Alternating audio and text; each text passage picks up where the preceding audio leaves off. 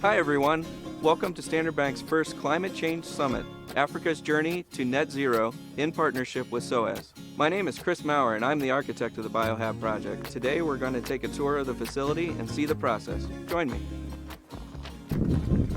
It all starts with the Acacia mellifera bush, which you can see here is a very thick bush that's actually choking wildlife refuge and natural aquifers throughout the country.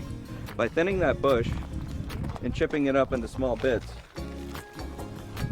we can use this wood as a substrate for growing mushrooms and then use the waste from that for building materials.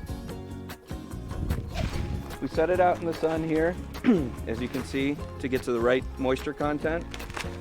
And then after it reaches the right moisture content, it's put into these mushroom cultivation bags. These bags are slightly closed up, and then we take them to the pasteurization center. So we take these bags and then we load them into these chambers that specially have elements to steam the material. That'll kill off any of the organisms that are in here, so we can introduce mycelium and it'll have free reign of the substrate. They'll take the bags off the shelf so they're cooled overnight. They'll open them up in front of the flow hood, and then they'll introduce a little bit of this mycelium spawn, which is basically just grain. And that's where how the mushrooms will grow. They'll grow directly inside this bag. From the lab, we take the material into the fruiting room, which is where we have the right conditions for growing mushrooms. These bags are put on the shelves here, where they're fully colonized with mycelium. And then once they're fully colonized, we'll open up a little opening, which mushrooms can grow out of. You see Hilma is about to harvest some more mushrooms in here. So the mushrooms that are harvested are taken to market, and they're sold at the supermarket here.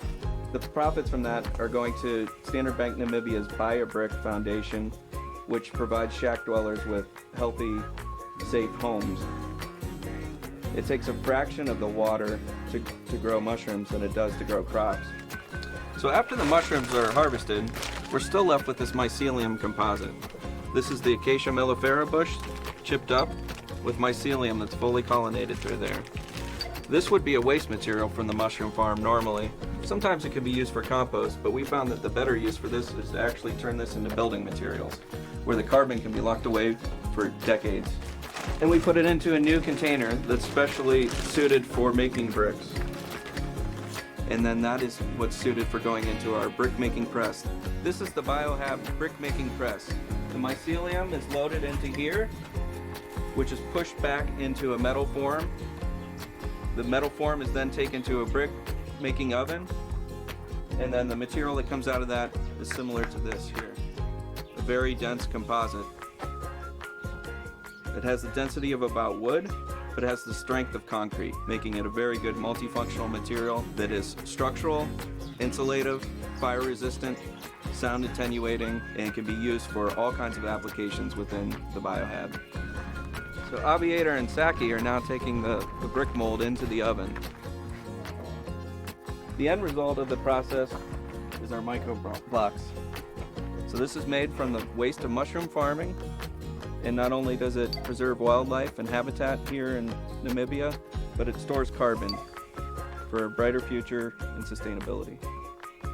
So now you've seen the process, from bush to brick and mushrooms in between. bioHab aims to create jobs, food, and shelter all in the same process, while inspiring the construction industry to use more sustainable materials, effectively to go from a carbon emitter to a carbon store. bioHab is not just a building, it is an ecosystem.